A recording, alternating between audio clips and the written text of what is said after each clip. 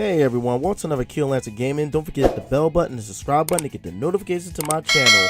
Alright guys, today we're going to talk about Team Sonic Racing. But before we jump into the game, I'm going to give you a little brief history of Sonic kart racing games, starting from Sega All-Star Racers, and I'll throw a little treat in there just later on in the video, guys. But anyway, let's dive right in. The developers from Soma Digital who worked on such projects like Outrun 2 in 2004, Sega Superstar Tennis in 2008, building a stable partnership with Sega since early 2000s. Sonic and the Sega All-Star Racing is a kart racing game just like Mario Kart, which is Nintendo's top-selling title spanning from Super NES all the way to the Nintendo Switch. That's how long Mario Kart has been around. All-Star Racing hit all last-gen console and PC in March 3rd, 2010, featuring characters from Sega's franchise spanning from its old backlog till its latest characters in 2010.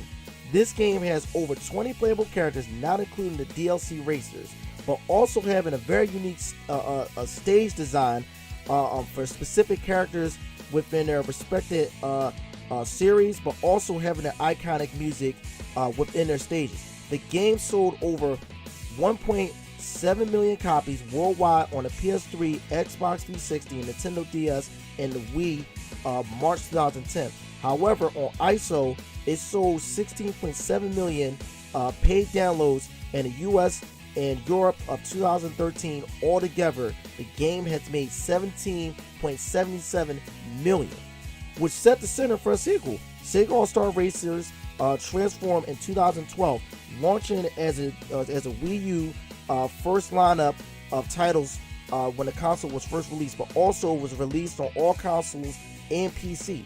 The game had a large difference compared to the first title, and that was the ability to transform vehicles automatically based on the terrain you were riding on, from land using your wheels, from water using the boat, and from air using the plane transformation. This game was the best in the series and sold over 1.36 million in March 2013 worldwide, outbeating the first game in the first month of release.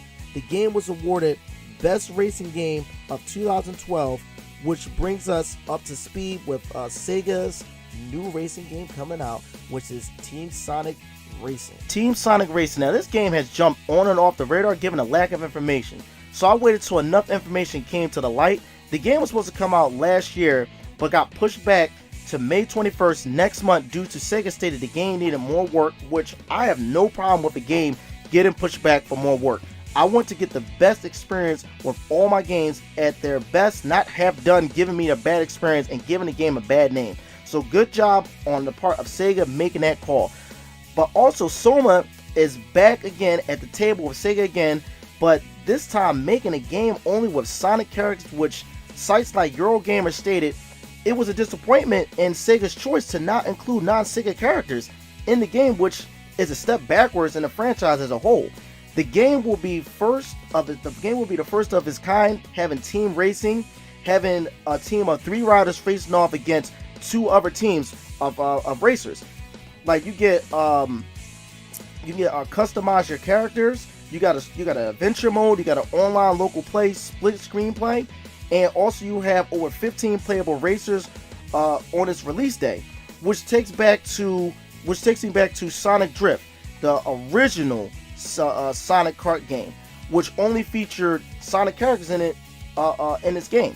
So in a way, I guess this game is going to go back to its roots. I'm guessing it sounds like that to me, but more up to date in gameplay, which basically introduces new riders that has been showing up in Sonic's franchise throughout the years. Sonic Drift also has only had 2 games which released on the Game Gear. The game really wasn't received that well, and it was short-lived. I'm hoping and I'm praying that Team Sonic Racing doesn't end up like Sonic Drift, because I love Sega's racing games. They do a great job on their arcade racers, and the only major gripe I have about this game is the choice of only playing with the Sonic characters, whereas the Sega All-Star Racers, you had the choice of playing with many of Sega's gaming icons, from Shinobi to Billy Hatcher. I feel like that this is a step backwards for the racing series, Also, it's something strange about the traction and the sound effects of the wheels that bother me about this game. But we'll figure this out once the game is fully released. Like, I'm excited for this game. I want to see the reviews for this game and see how this game does. Also, me and my brothers might be planning to get this game depending on how good the game does. Of course, I'm going to reprise my role as Tails, which Tails is my favorite character. I've used Tails on both of the renditions to the games. Also, guys, from what I've noticed also on the Sonic Drift box art, but the Sonic Drift game as a whole too, that some of these cars look almost similar to the original counterparts of the cars on the Game Gear, like especially Tails' car. I found it really fascinating that they maintained the look of his car just like from the box art of the game. Like, I'm just so ecstatic that it just seems like they just took a small little key points from their older games, guys. But that about wraps it up. I hope this video was very informative to you, and I hope that you like these style videos. Give me some feedback, guys, for those that are my subscribers and those who aren't my subscribers, guys.